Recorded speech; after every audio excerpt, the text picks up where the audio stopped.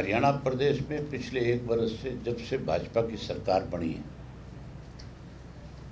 इस सरकार बनने के बाद जहाँ विपक्ष खत्म हो गया, गायब हो गया, वहीं भाजपा के शासन में लोग 1 साल में ऊब चुके हैं, परेशान हो चुके हैं। खास करके युवा वर्ग जो है बेरोजगारी की वजह से और सरकार के गलत फैसलों की वजह से आज मायूस है। मैंने विशेष रूप से अब जब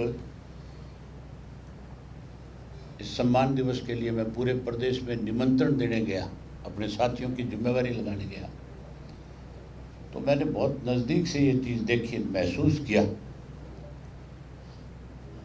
युवा बहुत बड़ी संख्या में आया और खुल करके युवा ने अपनी तरफ से आगे से चल करके ये कहा कि अब हम बदलाव चाहते हैं। कांग्रेस ने हमारे साथ धोखा किया है और हम 25 तारीख को सम्मान दिवस पे आकर शपथ लेंगे कि हम तब तक इस संघर्ष को जारी रखेंगे जब तक प्रदेश में बदलाव नहीं ले आएंगे, चौधरी देवीलाल की नीतियों की सरकार नहीं बना लेंगे। मैंने इस दौरान आपके सामने एक बात रखी थी कि हम एक ऐसी ऐप लॉन्च करेंगे जिससे सरकार के सारे डिपार्टमेंट्स की पोल खोलने का काम करेंगे। कोई भी व्यक्ति पूरे प्रदेश का मेरे से सीधे तौर पे संपर्क कर सकेगा उस ऐप के माध्यम से कि उसकी आज की क्या समस्या थी, उसने अपनी समस्या के लिए किन किन अधिकारियों से संपर्क किया और उन अधिकारियों की तरफ से उसे क्या आश्वासन मिला, उसका समाधान हुआ या नहीं हुआ, वो मुझे उस ऐप के माध्यम से लिख करके भेज सकता है और मैं फिर उसको आगे उच्च अधिकारियों तक पहुंचाने का काम करूंगा। और अगर उसके साथ न्याय नहीं होगा तो हम 15 दिन में उस व्यक्ति को न्याय मिले, इसके लिए सरकार को इस बात के लिए चेताने का काम करेंगे। उस ऐप का सीधा सा एक मकसद है, किसी की भी अनदेखी जो है, ये जो पोर्टल बना रखे हैं इन्होंने, जिससे सरकार पोर्टल के नाम पे अपने आप को छुपाने का काम करती है कि हमने इतने दिन के लिए पोर्टल खोला था, उस पोर्टल में आपने ये सब चीज़ें क्यों नहीं करी। इन सब चीज़ों का जवाब उसके माध्यम से सरकार को भी जाएगा और आप लोगों तक भी उसकी पहुंच होगी। मीडिया में भी अलग अलग जगह से हम उन सब चीज़ों को उजागर करते रहेंगे कि हमारे पास 1 सप्ताह में कितनी शिकायत आई इस तरह की, और हमने उन शिकायतों को समाधान के लिए सरकार के पास भेजने का काम किया। तो मैं अगली बात आपसे करूं उससे पहले मैं उस ऐप को आपके सामने एक बार लॉन्च करना चाहते हैं उसको, तो उसको दिखाना चाहता हूं कि हमारी ऐप का मकसद क्या है और कैसे उस ऐप के माध्यम से हम लोगों के साथ न्याय करा सकेंगे। ये बेसिकली ग्रीवेंसेस हैंडल करेगी। जो भी शिकायतें हैं वो यूज़र उसको डालेगा, उसकी अगर सुनवाई नहीं हो रही तो यूज़र इसके ऊपर डालेगा और वो अवे भाई साहब के पास जो एडमिन है इनके पास आएगा और ये उसके ऊपर हमारा जो बैकएंड है वो पूरा काम करेगा। इसके ऊपर जो बैकएंड टीम बैठी है वो सारी की सारी हैंडल करेगी ग्रीवेंसेस को। जो छोटी छोटी दिक्कतें हैं, जो फाइलें दबी रहती हैं ऑफिसर्स के अंदर, जो राइट टू सर्विस एक्ट है वो सारा राइट टू सर्विस भी इसके अंदर हम इन्वॉल्व करेंगे कि आपका जो डेडलाइन है उसको क्रॉस हो रही है और पेंडेंसी क्यों बढ़ रही है। उन सारी चीज़ों के ऊपर निगरानी रहे और सरकार के ऊपर दबाव रहे एफिशिएंसी लाने का, काम करने का। तो इसको हम बहुत यूज़र फ्रेंडली और सिंपल रखा है। इस पे OTP से लॉगिन होगा। आज इतनी कंप्लेंट्स इस डिपार्टमेंट की थी जो हमने इन अधिकारियों के पास भेज दी और मैं फिर उसको आपके साथ हर 15 दिन में शेयर करूंगा, ताकि सरकार को अपनी कमियां और खामियों का पता रहे कि तुम्हें किस तरह से अधिकारी जो है लोगों के काम में अड़चन खड़ी करते हैं, किस तरह से उनको परेशान किया जाता है, कैसे लोग रोज़ाना अफसरों के चक्कर काटते हैं, ये सारी चीज़ें फिर सामने आएगी। ये ऐप जो है, मैं आपको इसके बारे में एक चीज़ और बता देना चाहता हूँ। यहाँ पे एक सीएम विंडो बनाई गई थी कि लोग अपनी कंप्लेंट सीएम विंडो में दें। सीएम विंडो तो केवल लोगों को बेवकूफ़ बनाने के लिए थे, किसी को भी सीएम विंडो से आज तक न्याय नहीं मिला। हमारी जो ऐप है, इसका मकसद लोगों के साथ न्याय कराना है। हम लोगों को इसके माध्यम से उनकी जो दिक्कत और कठिनाई है, समस्याएं, उनका समाधान कराएंगे।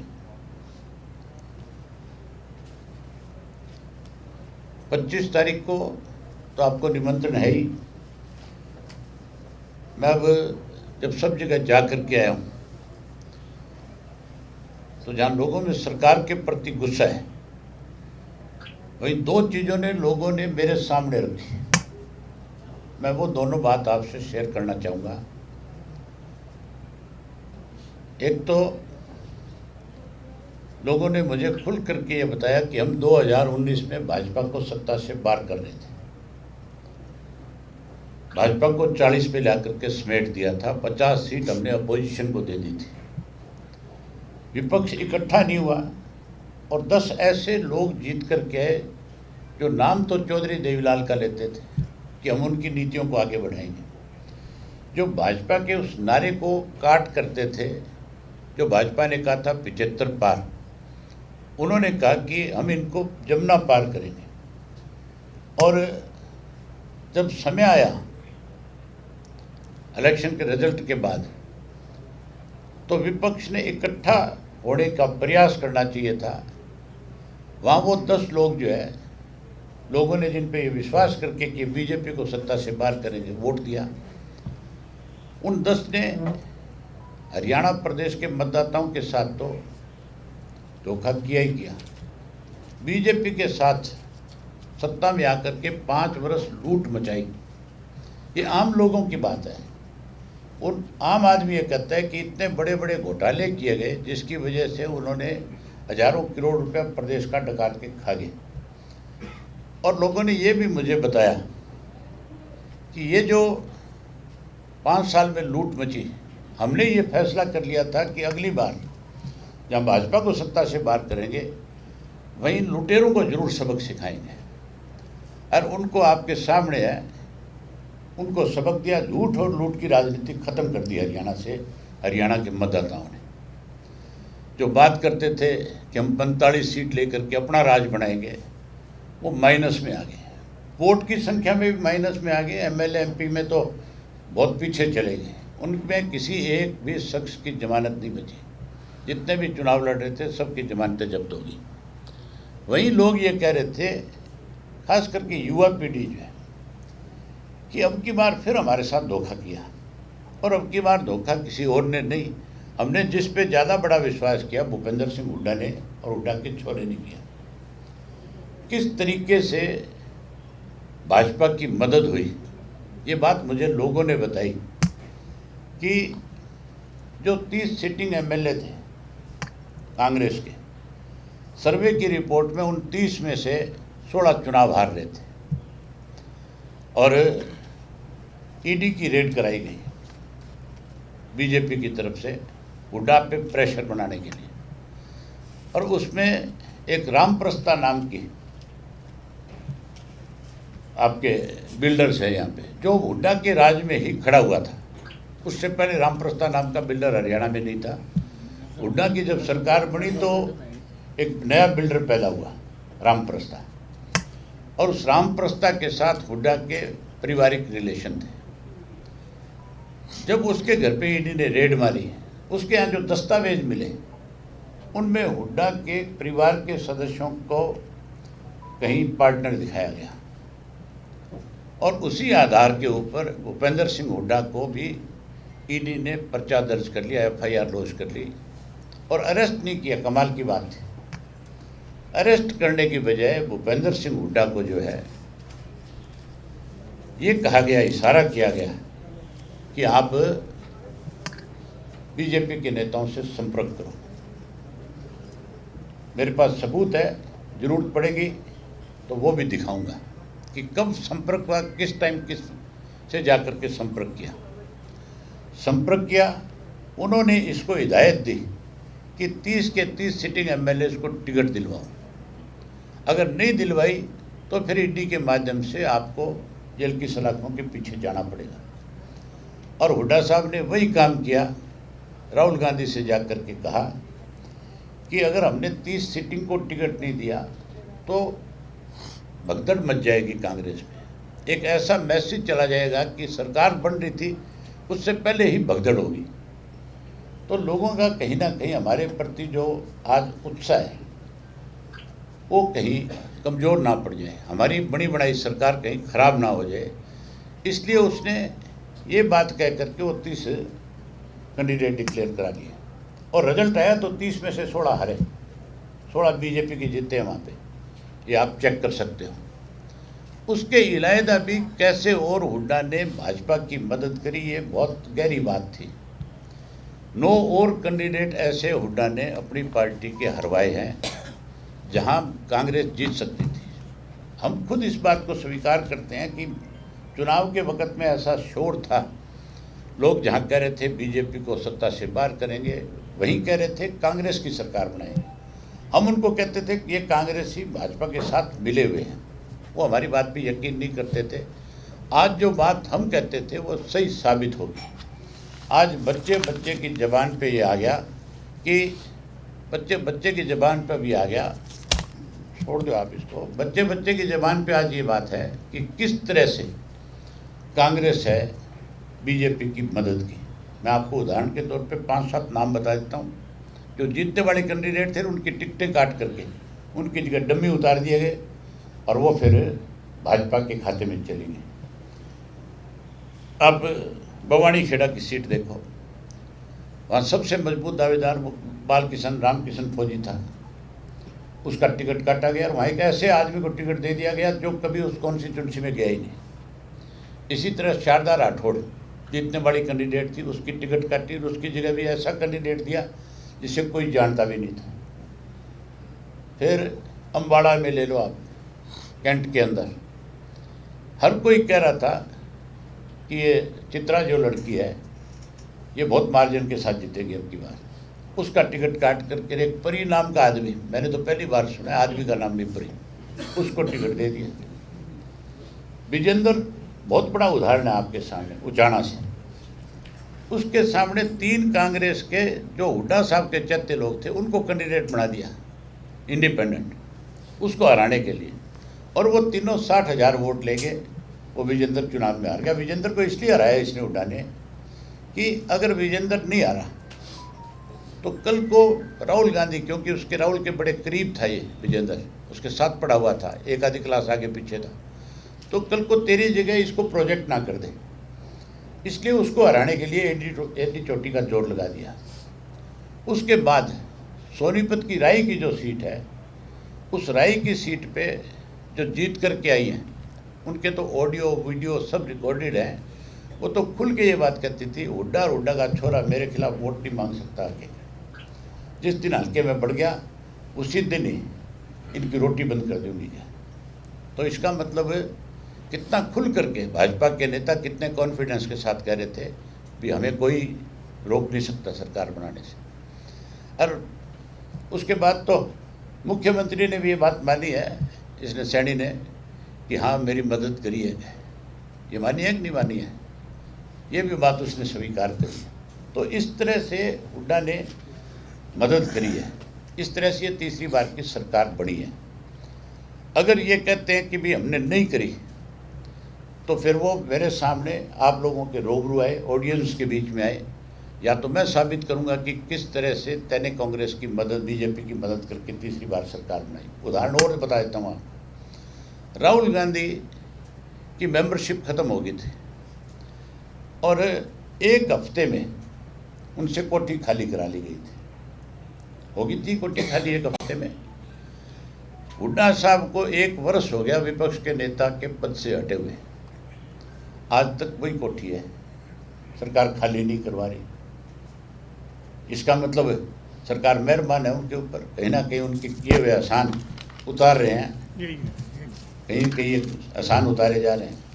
राज्यसभा के मेंबर में जो शाही प्रकरण हुआ, आज तक लोग उसको नहीं भूल पाए कि किस तरह से शाही बदल करके इन्होंने जो है बीजेपी का सांसद जिताने का काम किया। इसको लेकर के लोगों में बहुत बड़ा रोष है।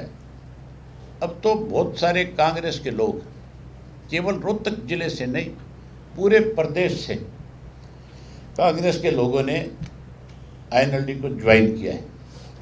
आपसे प्रार्थना है कि आप 25 को आओगे तो आप देखोगे कि कितने और नए लोग पार्टी में शामिल होने के लिए वहाँ पे कांग्रेस को छोड़ करके, जेजेपी तो ख़त्म होगी, उसका तो नाम लेना ही गलत है।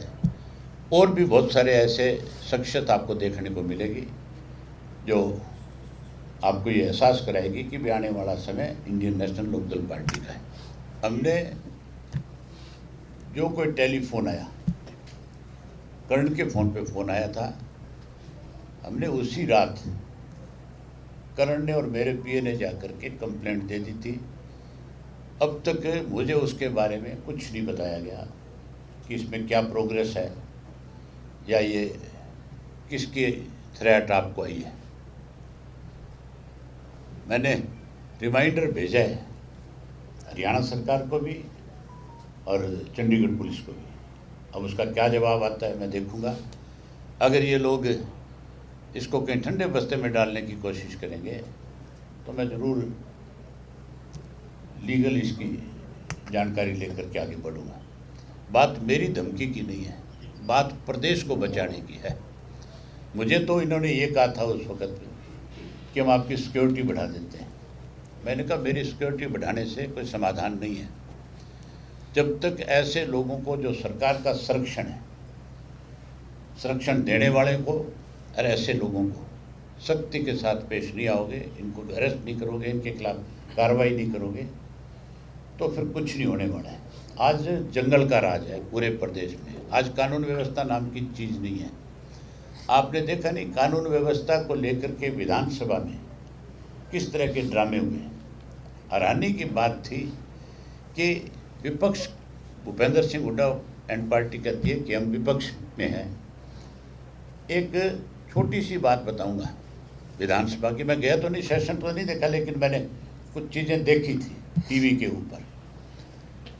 महिपाल ढांडा जो इनका पार्लियामेंट अफेयर मिनिस्टर है, वो लॉ एंड ऑर्डर के ऊपर जवाब दे रहा था सरकार की तरफ से कि पॉपुलेशन बढ़ गई इसलिए अपराध बढ़ गया है। पॉपुलेशन 11 साल 12 साल में बढ़ने की बात करते हैं।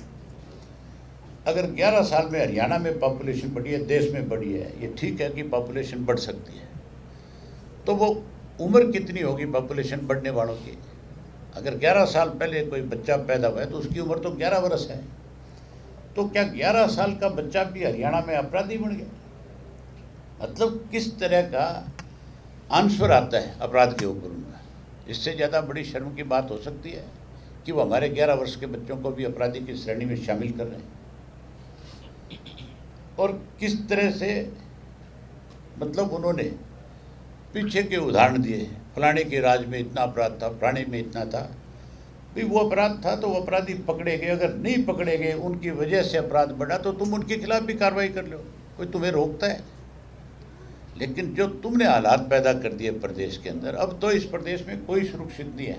मैंने बहुत नज़दीक से देखा है, आजकल हर घर में सीसीटीवी कैमरे लगे हुए हैं। कोई घर मेरी ख्याल ऐसा नहीं होगा जिसमें नहीं होगा। हमने स्ट्रीट पे तो देखे हैं लगे हुए दुनिया में, लेकिन घरों में पहली बार देखा है कि हर घर के अंदर लोगों ने सिर्फ और सिर्फ ऐसे लोगों से कैसे निपटा जाए इसके लिए सीसीटीवी कैमरे लगा रखे हैं। जब आपने लैंड ऑर्डर में पिछले दौरान कहा था मुझे एक दिन सीएम बना दो, मैं बताऊं कैसे एक बदमाश काबू आते हैं, तो उस पर प्रतिक्रिया मैं जिस दिन बढ़ जाऊंगा आप खुद ये कहोगे आप खुद ये कहोगे कि हरियाणा का अपराध जो है आज ख़त्म हो गया। वो लोग आज पुलिस की गिरफ्त में आने शुरू हो गए जिन्होंने अपराधियों को संरक्षण दिया है। कई लोगों को बड़ी तकलीफ हुई जब मैंने ये बात कही, कईयों ने बड़ा मजाक उड़ाने की कोशिश करी, पर उनको ये पता नहीं था शायद बेचारों को कि ऐसे लोगों पे अगर लगाम नहीं लगी तो जो प्रोग्रेसिव स्टेट होनी चाहिए, हम एनसीआर में हैं, दिल्ली के चारों तरफ बैठे हैं, इस प्रदेश को बहुत विकसित होना चाहिए था। आज रुकावट इन बदमाशों की वजह से है। लॉ एंड ऑर्डर ठीक नहीं है, हमारे यहाँ पे बारिश के पानी की निकासी के लिए कोई समाधान नहीं है। पूरा किसान, पूरे खेत डूबे पड़े हैं, अगली बुआई का समय आ रहा है, अब तक सरकार ने पानी नहीं निकाला, अब तक सरकार ने कोई मुआवजे के रूप में एक पैसा नहीं दिया। गए हैं, हवाई सर्वे किए हैं, गांव में भी गए होंगे, जाके देख के आएंगे, उसका फ़ायदा क्या हुआ। चौधरी देवीलाल और चौधरी ओम प्रकाश चौटाला जब मुख्यमंत्री होते थे उसी वक्त हिदायत होती थी कि साथ के साथ गिरदावरी हो, और वो चंडीगढ़ वापस नहीं पहुंचते थे, उससे पहले लोगों को मुआवजा मिलना शुरू हो जाता था। अब भी मुआवजे के रूप में पंजाब की सरकार ने तो 20,000 अनाउंस किया है और इन्होंने 15,000 किया है। ये तो ऊँट के मुंह में जीरे वाली बात है। नुकसान जो है कम से कम भी 50,000 रुपये का नुकसान प्रति एकड़ के हिसाब का है। खड़ी फसल तबाह होगी, जिस फसल से पैसा आना था वो सारी की सारी डूब गई। सर, सम्मान दिवस रैली में कौन-कौन से बड़े नेता शामिल हो रहे हैं? अभी आपको निमंत्रण है, आप क्यों पूछते हो बड़े नेता कौन आएंगे? बस आप आओ, स्वागत है आपका।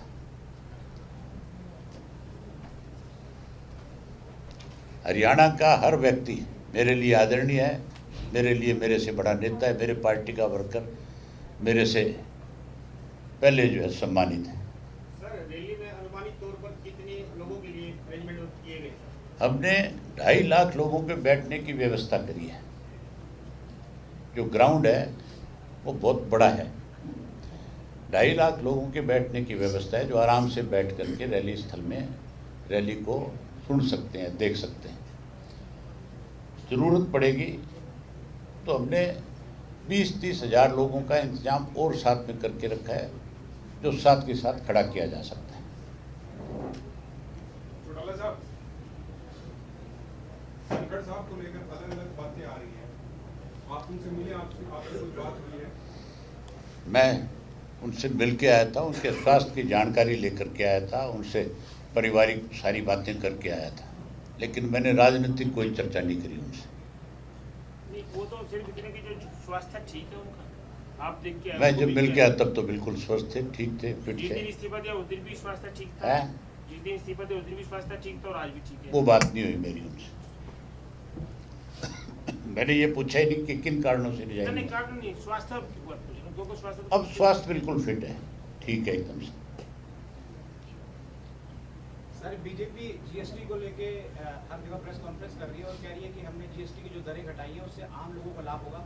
आप उसे किस जो पहले लूट लिया वो वापस कर दो। जो पहले लूटा था बढ़ा करके वो वापस करना चाहिए कि नहीं करना चाहिए? अगर अब फिक्रमंद है बीजेपी तो 10 साल जो लूटा पैसा वो वापस दे। सर, ये सेवा पखवाड़ा ये केवल राजनीतिक ड्रामे हैं कि हमने जीएसटी कम कर दी। ये प्रेशर है इंटरनेशनल, उसकी वजह से कम हुई है, ना कि बीजेपी ने कोई कम किया। सर, सेवा पखवाड़ा मना रही है बीजेपी, कल से शुरू कर रही है प्रधानमंत्री मोदी के 75वें जन्मदिन पर। तो सेवा में कमी छोड़ रखी है, सेवा में कमी छोड़ रखी है, सारा प्रदेश डुबो दिया है। इससे बड़ी सेवा और क्या करेगी बीजेपी?